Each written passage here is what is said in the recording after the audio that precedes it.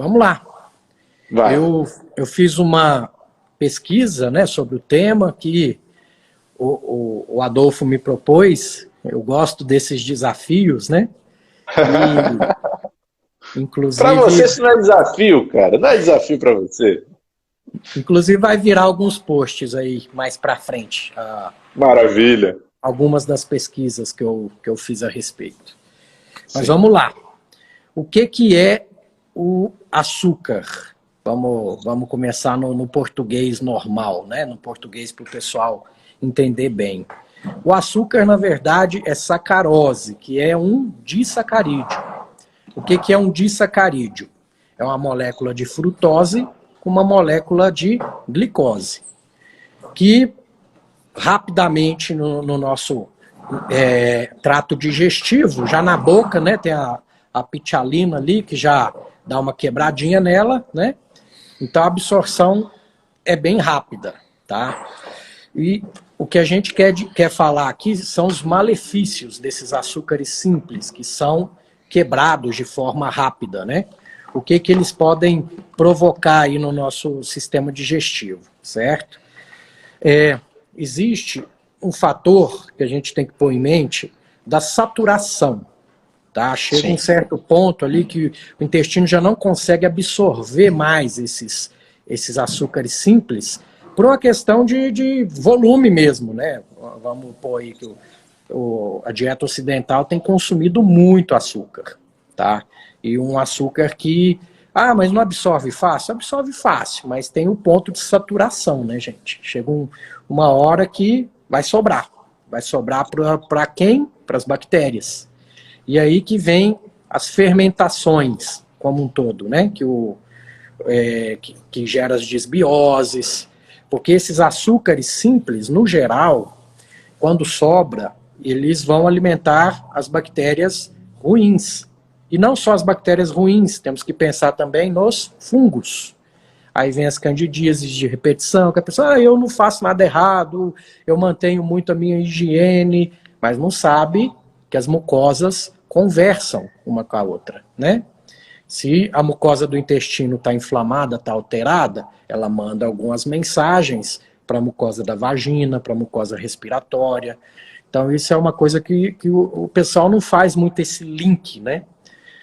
Então, assim, são muitos os malefícios. Não tem só a questão da sacarose, que tem a questão da frutose que tem na sacarose, que eu separei alguns detalhes muito interessantes para a gente ir conversando, né? Temos também a lactose, tá? Que também é um açúcar simples, né? Que muita gente tem não intolerância, vamos falar, mas a gente não tem mais enzima para digerir aquilo ali, né, Adolfo? O adulto, né? Tem É verdade. aquela frase célebre, né, que a gente acaba ouvindo sempre, né? O leite é bom para o bezerro, gente. Então, deixa o leite para o bezerro, que ele tem as enzimas para aquela digestão.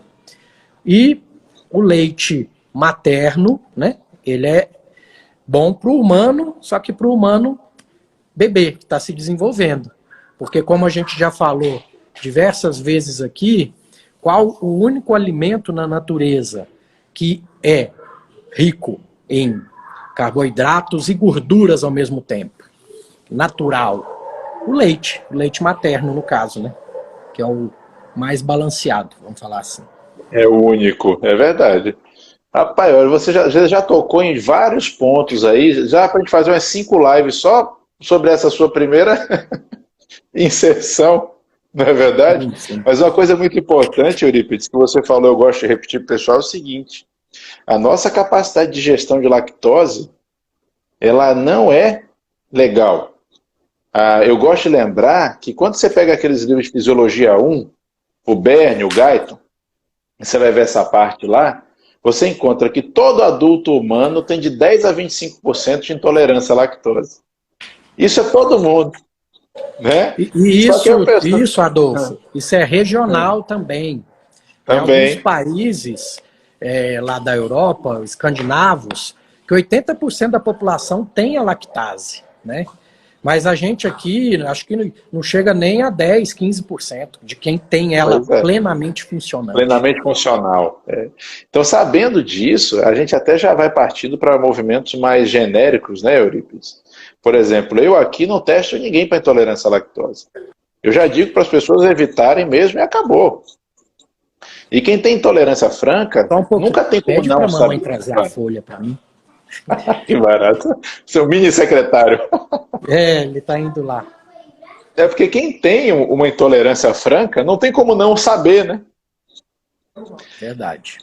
É terrível, né? Não tem como não saber. Então, assim, eu gosto de dizer, pessoal, que lactose não é pra gente. Aí a gente vai entrar muito também, Eurípides, nos nossos... Entra um outro detalhe, Adolfo, que isso também é muito relativo, tá? Porque se você não tem a lactase, quem vai sobrar para quem consumir essa lactose? Não, é o resumo do papai, fala para ela. Para consumir esse açúcar simples, as bactérias. As bactérias. Então, você pode estar alimentando boas bactérias também com a lactose.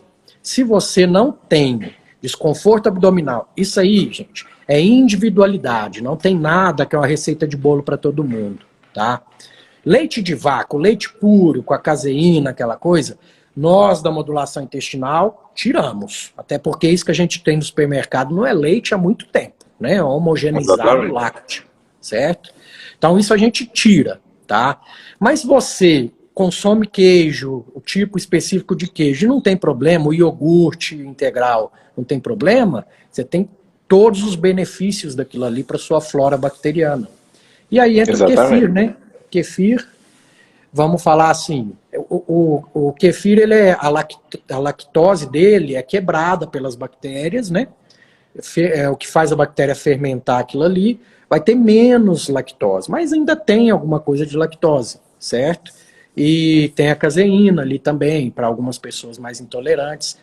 Mas, para suas bactérias, não tem coisa melhor, gente, tá? E isso é individual. Eu não estou passando uma receita de bolo para todo mundo consumir kefir. Isso aí é cada um fazer o teste em si mesmo.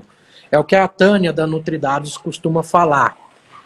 Temos que ser o nosso próprio laboratório, tá? Então, a gente tem que conhecer o nosso corpo ao ponto de fazer esses testes mesmo. Ela é carnívora, né? E ela estava falando que estava testando cogumelos em geral. E teve um período aí que ela comeu uns cogumelos que ela ficou distendida, aquela coisa. Então não mexo mais com esse tipo de cogumelo. Então ela conhece o templo dela e sabe o que ela vai fazer com o templo dela. Ela assume a responsabilidade, né, Eurípides? Tem um tema que eu já sou chato, cara. Em tudo que é live, tudo que é inserção que eu faço, eu falo, pessoal, assuma seu treco, assuma sua responsabilidade, entenda que sua saúde depende de você. Não depende de outra pessoa, não, depende de você. Né? Exato. Talvez o melhor exemplo que a gente tem prático disso que a gente está falando é o momento que a gente está vivendo agora. Porque é aquela fala que a gente tem, que teve até naquele post que eu fiz, né? Quem cuida da saúde não precisa estar tão preocupado com doença. Verdade. Não é verdade? E cuidando da própria saúde. A Tânia é carnívora, né? Legal. Então, é bom você tocar nesse assunto, que a gente, você como médico, eu como médico, estamos vendo as pessoas à nossa volta, os próprios amigos, muitos pegando Covid, muitos que são linha de frente, igual eu esses dias, por ser cirurgião geral de um hospital da rede pública, a gente estava fazendo traqueostomia em pacientes de Covid, com toda a proteção, tudo e tal.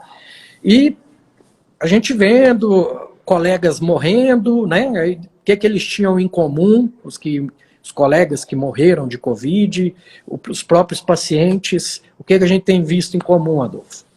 Síndrome metabólica. Olha, pessoal, a gente não combinou isso, hein? A gente não combinou. Exato. Síndrome metabólica. Mas ele não era gordo, tá, mas tá lá a esteatose hepática, que a gente vai falar, que é um dos malefícios aí dos açúcares simples. Ácido úrico, às vezes alto. Tudo isso é critério de síndrome metabólica, gente. São seus obesos magros, né, o Eurípides? Eu tenho aqui alguns pacientes que eu digo que são obesos magros. É aquela pessoa que, por exemplo, ela está dentro do peso, que já é um erro, porque peso não serve para nada, peso serve para vender verdura, tá? Eu vi um post seu recente sobre isso, que eu achei Falar sobre isso. São aquelas pessoas que elas podem até estar dentro da métrica, mas quando você vai ver, teor muscular delas é quase nada. Então essas pessoas, se a gente for fazer as relações, as continhas todas bonitinhas, você vai acabar chegando a uma obesidade, mesmo com a pessoa magra. A gente poderia dizer que ela metabolicamente é uma obesa, né? Verdade. E que, portanto, ela vai sofrer os problemas que um obeso sofreria, né? Então é isso aí. O tal do magro de ruim, que eu como de tudo e tô saudável. Vai nessa. Vai nessa. Vai nessa.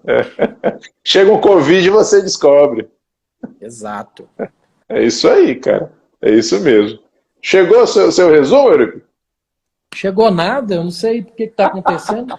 Vê com a mamãe lá. Esse secretário não tá muito eficiente, não. Vamos continuar nós dois aqui mesmo, então. Tranquilo. Você falou sobre esteatose hepática e intestino, cara. É legal falar sobre isso, né? O que você tem para dizer, pessoal? Pronto. O pessoal tem muito aquela ideia de que, vamos falar de um dos açúcares simples, né? Vamos falar da frutose. Que frutose é benéfica porque vem da fruta.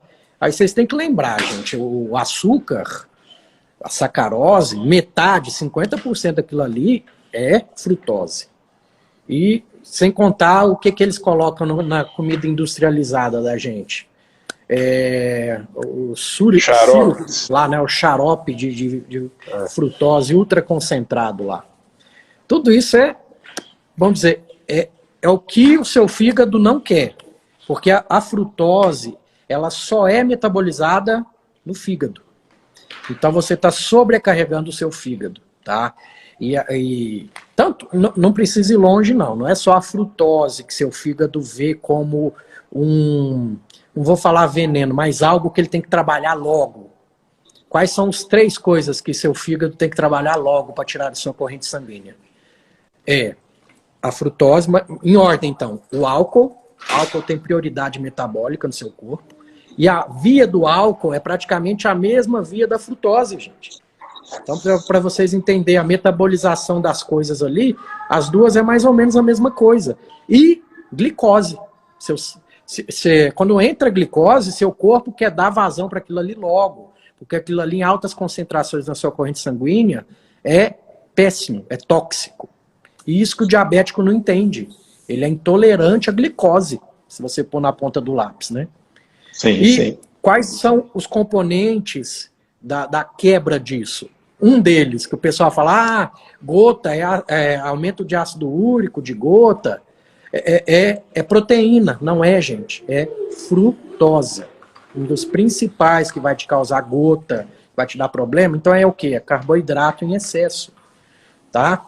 Um dos fatores aí que você tem que pensar. E o outro é a gordura no fígado. Tá? Ela não conseguiu, então ela trouxe o celular dela aqui, que eu tinha mandado para ela via celular no carro, lá na correria. Eu falei, eu não posso perder a live com o Adolfo, né? Então, essa questão da frutose, no meu resuminho aqui, eu vou falar mais preciso dela, tá? Então vai na sua ordem, cara. Manda abraço. Pronto, eu não quero perder isso que eu preparei para vocês, porque tem muita coisa interessante aqui, certo? Tá ótimo. Uhum. Então a gente já falou o que é a sacarose, né? A divisão. E efeitos do açúcar no organismo como um todo. Não precisa ser necessariamente no intestino, mas o intestino é a porta de entrada de tudo. Então, vai passar pelo intestino antes de fazer os estragos em outros locais. Certo? Açúcar em excesso não alimenta. Por isso que você come de 3 em 3 horas. Porque o seu organismo já vai dar vazão para aquilo ali, vai para o músculo, vai para o glicogênio, vai para o fígado, a frutose já é quebrada e transformada em gordura, em triglicérides, e aí vai. Então, essa questão de comer de 3 em 3 horas, aí entra um outro mecanismo que eu vou explicar muito legal, que é o da leptina. Lá para frente a gente vai conversar. Então, primeira coisa, efeito do açúcar, fazer você comer de 3 em 3 horas. A indústria alimentícia sabe disso, o que ela faz? Alto em carboidrato, alto em gordura, extremamente palatável, então você vai comer mais. Eu aposto, qualquer um aí, quantos sacos de Ruffles você consegue comer numa sentada, sem problema nenhum? E existe um limite para isso? Acho que não, né? Você fica psicotropicamente induzido. Não tem jeito. Você vai comendo, vai comer igual um cavalo, como o pessoal fala, né? Vai comer igual um cavalo, come até morrer, até explodir. Pronto. Aí essa segunda aqui eu quero aproveitar a sua especialidade de ortomolecular, que algumas coisas que eu li falou que o consumo excessivo de açúcar consome as vitaminas do complexo B e minerais como cálcio, pela exigência metabólica da digestão daquilo ali. Tanto da digestão quanto da metabolização, Eurípides. Porque, como você muito bem falou, o açúcar precisa ser tirado da corrente sanguínea. E isso é uma demanda extrema. Tanto que eu faço um questionamento, viu, parceiro, que eu jogo sempre para os alunos, ou quando eu estou em alguma palestra sobre o tema: a insulina é um hormônio nutricional ou a insulina é um hormônio de contenção de dano? Excelente. Não é? Excelente. Por que ela é tão variável, né? Ela varia tão rápido na sua corrente sanguínea, e por que ela tem tantos hormônios contrarreguladores a ela? Perdão, cortou, Eurípides. Tá ouvindo? Ah, tô. Você falou dos contrarreguladores. Ela é só que ela tem um punhado de contrarreguladores. É verdade, é verdade. Só um com similaridade e vários contrarreguladores. Aí você vê que é um sistema, e quando a gente estuda isso, você vai falar da leptina depois, que acaba se relacionando com o tema, é um sistema tão complexo e cheio de detalhes e autoajustes, que dá para notar o quanto é para o organismo prioritário que esse sistema funcione bem. Né? Exato. Então ele demanda muito material, porque você, por exemplo, cálcio, você vai ter que fazer muito endocitose, exocitose, muito vacúolo, muito movimento intracelular. E a gente às vezes esquece que todo movimento no nosso corpo, seja ele nanoscópico ou não, ele depende de cálcio. Né? Então isso realmente vai ser depletado. E todo movimento depende de ATP. As bombas de cálcio, né? As bombas de cálcio. Exatamente. Toda célula tem. E todo movimento vai demandar ATP. E para você gerar ATP, não tem como fazer sem complexo B e sem o magnésio. Pronto. Então, por isso essa afirmação perfeita, é isso mesmo. Depleta tudo. Por isso que o açúcar em excesso vai prejudicar quem?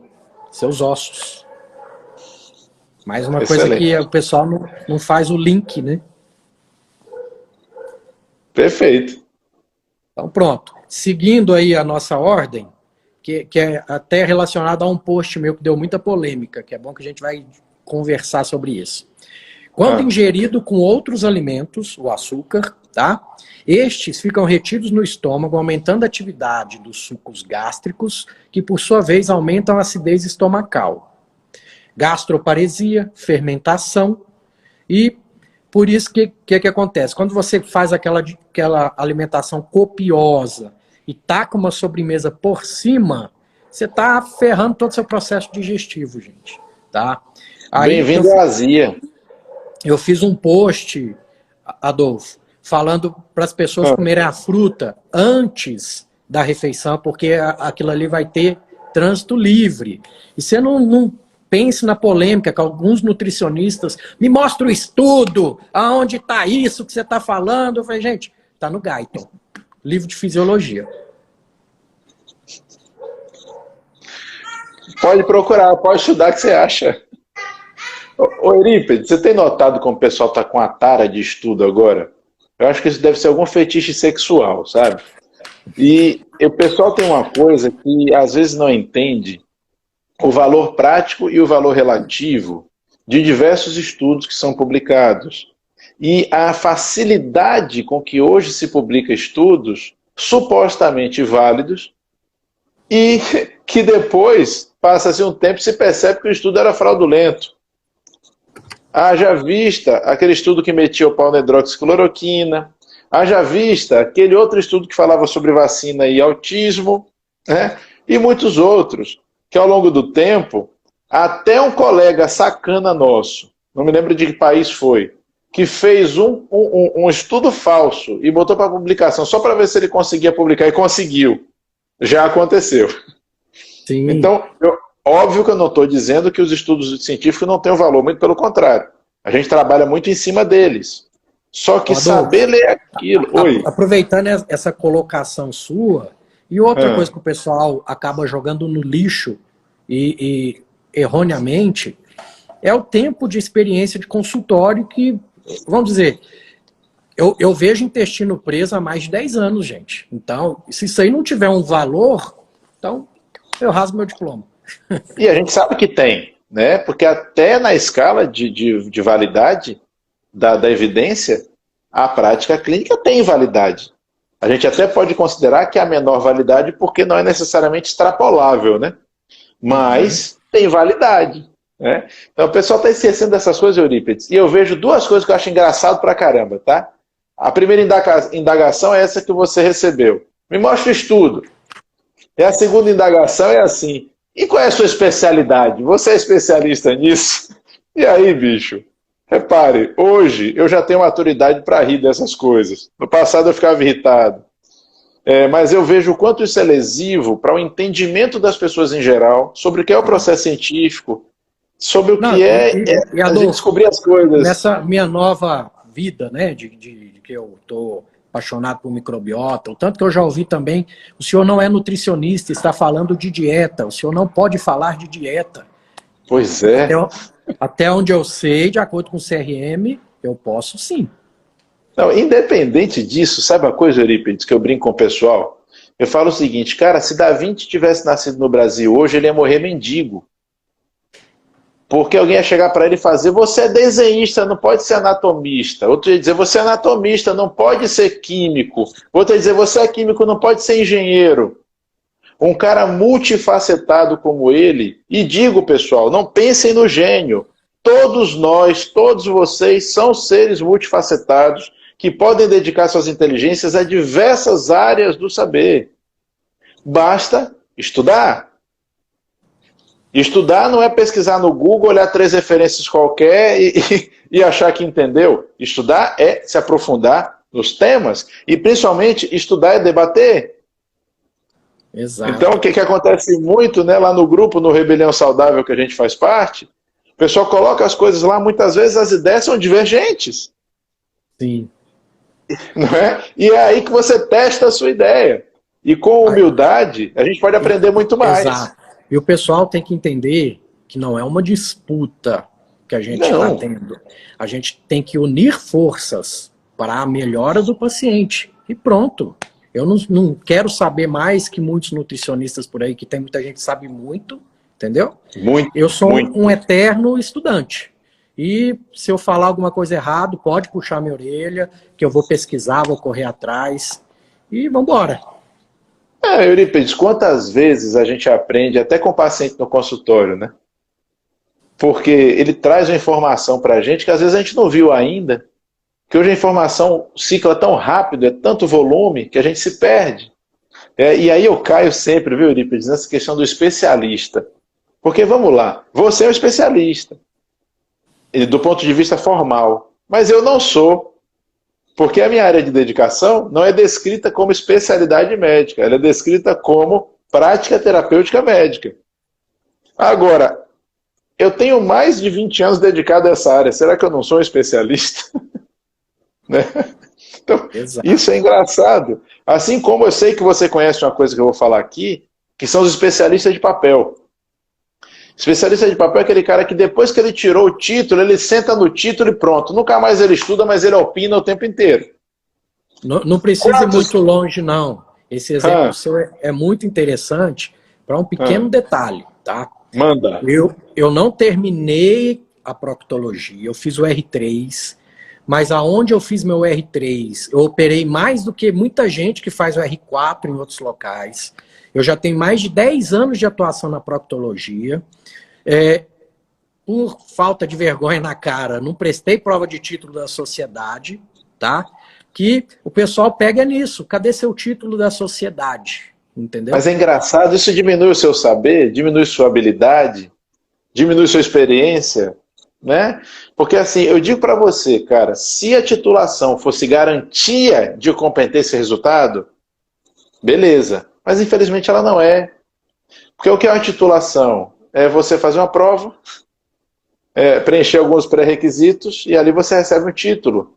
Desde Não, quando prova... muito cara acabou a residência de proctologia agora, prestou prova e tem o título, e a experiência dele é bem aquém que a minha, e ele tem o título. Então, assim, de pirraça também, eu falei, gente, eu não sei se eu quero esse título. Você me desculpa, mas eu não sei se eu quero.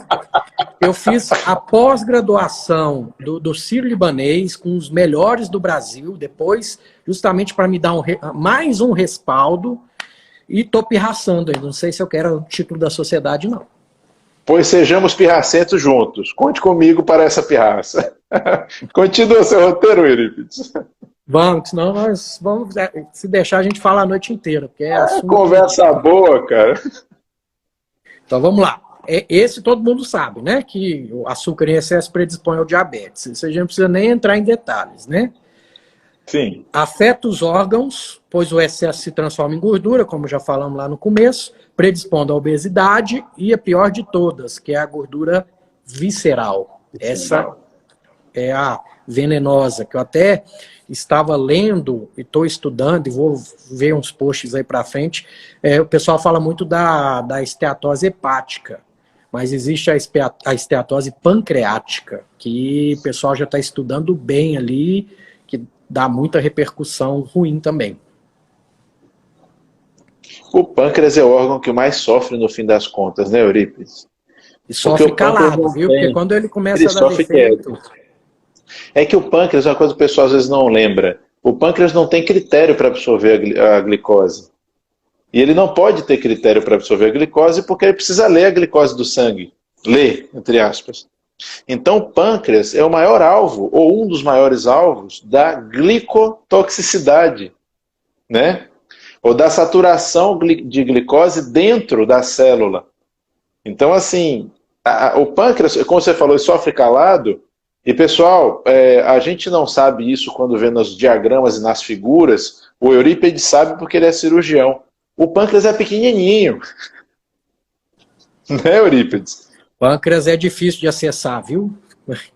Para operar o bichinho é complicado. Tem que fazer várias manobras, rebater cólon, chegar no duodeno, que todo cirurgião morre de medo do duodeno. Se lesar um duodeno, meu querido, um abraço. Já era. Então você vê, né? Ele é pequeno, ele é calado, e agora quando ele se revolta, ele grita alto. Pronto, e manifesta no corpo inteiro, né?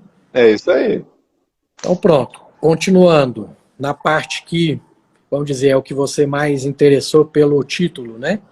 No intestino, esses açúcares em excesso destroem bactérias benéficas, aumentando a população de parasitas intestinais, especialmente quem?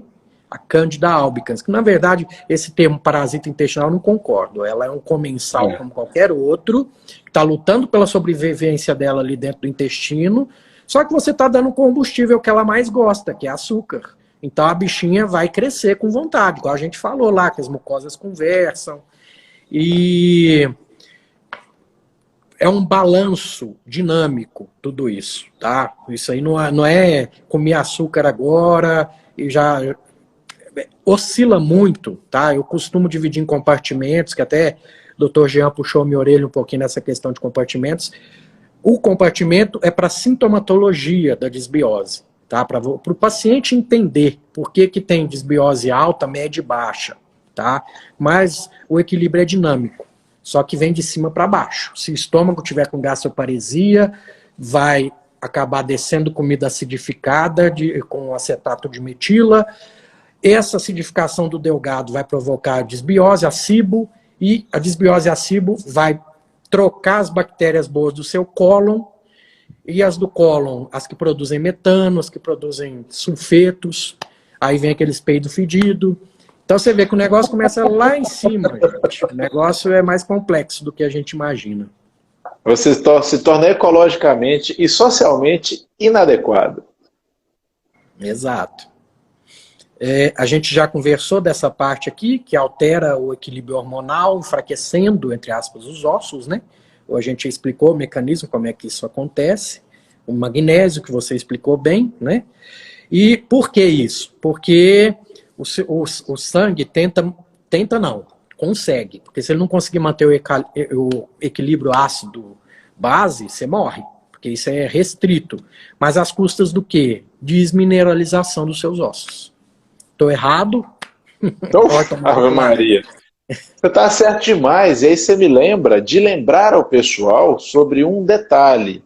Pessoal, o sistema tampão, que é esse sistema que mantém o nosso sangue com pH, como Eurípides falou, restrito, né? Vamos variar aí de 7,38 a 7,44, a variação bem pequenininha. É um dos sistemas mais eficientes do nosso organismo. Então, se é para lascar o osso, para manter o pH legal, vai lascar o osso. Tá? Se é para atrapalhar o funcionamento do músculo, para manter o pH adequado, vai atrapalhar o funcionamento do músculo. Se é para atrapalhar o funcionamento do neurônio, para manter o pH adequado, vai atrapalhar o funcionamento do neurônio. E por isso também, o pH do que você come não tem uma interferência tão grande sobre isso. Por isso então, que o pessoal tem que entender aquela questão. Até é bom falar com você sobre isso. Água alcalina vai alcalinizar o seu sangue. Gente, não graças existe. A Deus não vai. Não vai. Graças a Deus. Porque se fizesse... Pessoal, passou de 7,44 a alcalose. Baixou de 7,38 a acidose. São duas situações de intensivismo. É UTI, galera. Não é tipo, vou tomar um chazinho em casa, não. Então, assim, ainda bem que não muda o pH assim. Tá? A gente até pode dizer que usar esses alimentos em pHs mais extremos possa mexer nas nossas reservas alcalino-ácida. É outra questão. Entre o osso, né? Entre o osso, essas coisas, aí sim. E o uso frequente pode trazer malefícios ou benefícios dependendo de circunstâncias específicas. Mas não que vocês precisem estar se dedicando a compras de coisas caríssimas que vão garantir a vocês terem as coisas dessa forma ou daquela, tá? Então o corpo da gente, ele é melhor ainda do que vocês pensam. Exato. Tá terminando essa listinha, tá? Deprime o sistema imunológico. Deprime o sistema imunológico, porque 80% dele está ali no intestino. E se você está desbalanceando aquelas bactérias que estão ali, vai hiperativar o seu sistema imunológico, que pode responder em excesso e vai vir o quê? As doenças autoimunes. Alimenta doenças autoimunes. Inibe a produção das enzimas digestivas, interferindo na síntese e digestão das proteínas. Eu não preciso ir muito longe, até esse esquema de tampão que você está falando, que os prazóis acaba... por que os prazóis atrapalham tanto? Porque um dos maiores sistemas que ajuda no sistema tampão é a produção ácida do estômago. Porque para jogar um H para lá, ele joga para o que para cá? Né? Mais bicarbonato. Aí o seu organismo faz o que para compensar? No duodeno é o contrário.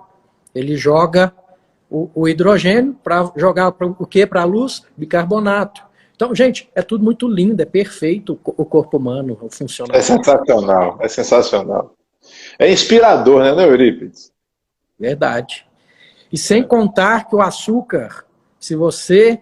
Isso aí até é meio polêmico, né? Mas é bom falar, né? O açúcar alimenta células cancerígenas. As células de câncer gostam de açúcar. Por isso que tem muito protocolo de dieta cetogênica aí. Não que vai curar um câncer com uma dieta cetogênica, gente. Pelo amor de Deus. Mas é coadjuvante a um tratamento de câncer. E pode ser um coadjuvante bem definitivo, né? Quando o Eurípides fala, pessoal, para vocês que a célula cancerígena ela gosta de açúcar, as células cancerígenas altamente proliferativas, elas têm que crescer e se multiplicar. Para fazer isso, uma das vias mais importantes está justamente na glicólise anaeróbia, que é a primeira fase do uso da glicose como fonte de energia. Essa fase é a mesma fase que seu músculo usa quando está fazendo exercício mais no sentido de força, né? E ali você vai gerar, por exemplo, ácido lático. Então você faz um monte de coisa que a gente chama de esqueletos de carbono, que são bases para a formação de aminoácidos para o crescimento da célula cancerígena, e você faz um monte de ácido lático que, a rigor, protege a célula cancerígena contra o seu sistema imunológico.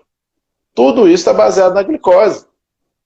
Pronto. Não são todos os cânceres, mas a maioria dos altamente proliferativos se comportam dessa forma. Pronto. Então, esses são os malefícios dos açúcares simples, tá? Eu sei que nosso tempo é curto. Estamos em 41. Se você quiser, esse finalzinho aqui eu posso ler, tá? Porque... relaxa, a gente ainda tem 19 minutos. Vai, jogue tudo. Pronto. É um autor que eu gosto muito, que eu vi até um vídeo dele, que é o Robert Lustig, não sei se você sabe. Sim, conheço, sim. Esse endocrinologista, pediatra endocrinologista, né, da Califórnia. E ele tem um vídeo excelente no YouTube, gente, que todo mundo tinha que assistir esse vídeo, sabe? Tipo, quando eu assisti, meus filhos, o papai quer aqueles vídeos chatos dele, mas é tanta informação. E esse vídeo dele gerou um vídeo meu, que é, ou você peida ou você engorda. Vai, Eurípides. Aí eu vou explicar os motivos para isso acontecer. Joga duro. Certo? Certo. Então, de acordo com as palavras dele, tá?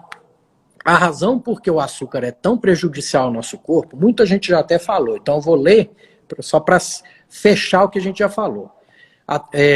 Muita razão para ele ser prejudicial e até mesmo tóxico tem tudo a ver com seu efeito sobre a leptina, o hormônio da saciedade. Agora nós vamos falar dele. E na insulina, que também a gente já pincelou bem. A leptina é um hormônio produzido por células adiposas, células de gordura, em resposta à recepção de energia. Tá? Você comeu muito açúcar, a leptina é produzida respondendo a esse fator. Certo? Ela é liberada no fluxo sanguíneo e vai para diversos órgãos do corpo, dizendo a eles que há energia suficiente disponível para eles realizarem processo metabólico de alto consumo energético. Então, estou avisando o organismo. Chegou comida, gente. Chegou energia. Vamos lá. Em outras palavras, a leptina garante que o corpo não esteja passando fome. Essa é a função básica da leptina. Aí ele bota mais alguns detalhes, por ele ser pediatra, né? A puberdade, a gestação e a produção de ossos fortes são processos corporais de alto consumo energético. Se você não tem leptina, não pode passar pela puberdade, não pode engravidar e não pode construir ossos fortes. A leptina permite que todas essas coisas ocorram, porque o resto do corpo, quer seja o cérebro ou os ossos, consome a leptina. Certo? Quando o nível de leptina sobe, seu apetite diminui. Logo, a leptina é crucial para controlar quando você come. Então, ele é realmente o hormônio da saciedade. Quando o seu cérebro vê o sinal da leptina, ele diz: não estou com fome, não estou passando fome, não preciso comer tanto. E assim seu corpo, para procriar, menstruar, gestar um filho, construir ossos fortes, ter um sistema imunológico normal e assim por diante, tem que ter essa sinalização correta desse incrível hormônio, que não é tão falado, né? Quando a leptina não faz a transdução de um sinal, o cérebro diz: estou morrendo de fome, preciso reduzir meu gasto energético e aumentar meu consumo de alimentos para poder me abastecer de energia e produzir leptina. Basicamente, então, a leptina regula nosso metabolismo e o ritmo da decomposição da gordura. Se você não tem leptina, você não quebra gordura, gente, tá? Quando os níveis de leptina se elevam, nosso índice metabólico sobe. Quando a leptina cai, nosso metabolismo desacelera. Simples assim. É como um termostato. O termostato lê a temperatura presente na sua casa. Se tiver frio demais, ele liga o aquecedor. Quando a temperatura chegar ao nível desejado, ele desliga. É o que a leptina faz no seu corpo. O que aprendemos com o que ele aprendeu com a pesquisa dele é que a insulina bloqueia a leptina. Shazam. Certo? Se você Feita a bagaceira. Consumindo açúcar demais, você está desregulando a sua insulina, de quebra, desregula quem? A leptina. A leptina. Por isso que você come mais, que é o que a gente falou lá no começo.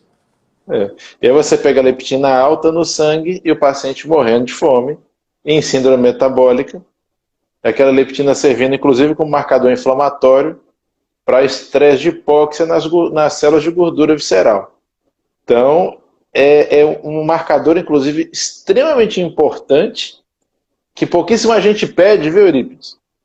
Pouquíssima gente pede, e que por pouquíssima gente pedir, muitos convênios, inclusive, não cobrem, né, a solicitação da leptina, que no meu trabalho aqui eu coloco como parte do meu painel de análise inflamatória, inclusive. Excelente. Justamente devido à importância, é isso aí. Então, para a gente chegar no raciocínio do que você peida ou engorda, calma, nós vamos chegar lá. Vai. O que a leptina tem a ver com açúcar e a insulina? Muita coisa. Porque comemos açúcar, quando comemos açúcar, podemos afetar negativamente nosso nível de leptina. Logo, nosso metabolismo e apetite. Simples assim. E existe o que chamam o quê? Resistência à leptina. Ou seja, tem leptina de sobra, mas o cérebro já não está reagindo mais a ela, porque o termostato quebrou, vamos falar assim, né? Isso pode se dar ou porque o receptor está com uma mutação, ou porque há algo mais abaixo do receptor de leptina que está levando alguma coisa ao não funcionamento correto da mesma. É o que acontece na maioria das pessoas obesas, né? Esse mecanismo quebrou. Bagunçou, quebrou. É isso aí. Tem um estudo em ratos, né, que mostra alteração lá cerebral mesmo, a nível do eixo HPA, né, nos ratinhos, mas que eu acho que é perfeitamente reprodutível, né, para o ser humano. A gente vê isso no consultório, né, Eurípides? A gente vê isso no consultório. É interessante como o mau hábito alimentar ele acaba retroalimentando a série de maus hábitos e ele cresce. O mau hábito alimentar ele cresce. Certo. Deixa eu ver aqui. Vou dar mais uma resumida aqui, tá? Açúcar. Ele fala do açúcar. O açúcar, aquela coisa doce que tem no açúcar, que você acha que é a glicose, não é. É a frutose, que é doce. Frutose é doce, é a razão por gostarmos tanto do açúcar e termos vontade de consumi-lo. Esse doce, isso aí, os ancestrais até explicam, né? Você acha que era fácil alcançar um favo de mel lá no tempo das cavernas? Ou então uma fruta suculenta ficava no alto de uma árvore? Então, quando a gente tinha acesso àquilo ali, a gente comia até empanturrar. Mas hoje em dia, isso é usado contra a gente, né? Esse instinto, né, Adolfo? É isso mesmo. Quando você encontrava o doce, você estava sinalizado ali um alimento com alta disponibilidade de energia e de fácil aproveitamento. E isso fazia com que a gente tivesse esse impulso de consumo. Mas lembrando também, Eurípides, que as frutas selvagens não eram nem tão polpudas, nem tão doces, né, como essas frutas que a gente tem hoje. Todos vocês estão nos assistindo, se vocês conseguirem o DeLorean do McFly, para poder voltar no tempo, tá? Até o tempo das cavernas, e procurar frutas selvagens, vocês vão se decepcionar profundamente, porque elas não parecem nem muito com o que a gente tem hoje. Verdade. Então, a frutose não é metabolizada pelos outros órgãos do corpo, isso a gente já pincelou, né? Apenas o fígado é capaz de lidar com a frutose. Quando você consome açúcar, 20% da glicose vai para o fígado, mas 100% da frutose vai para o seu fígado. Olha a carga que você está jogando em cima do coitado, que já tem diversas funções, né?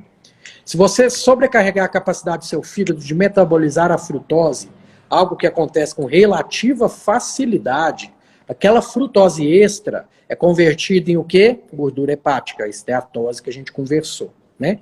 Esse é um processo chamado de lipogênese de novo. É como o açúcar é convertido em gordura, certo?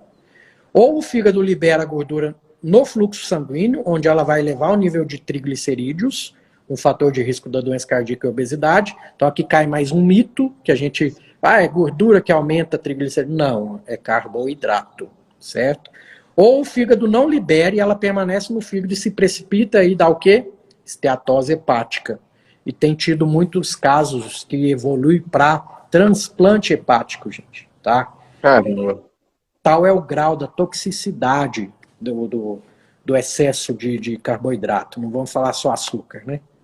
É importante Aí você entra... entender que você está falando o tempo todo no excesso, né? É bom que você pontuou isso. Está falando o tempo todo no excesso. Exato. E que é muito fácil chegar no excesso. Facílimo, né? chegar no excesso. Hiperpalatável. Agora vai chegar no detalhe, que eu falei, ou você peida ou você engorda.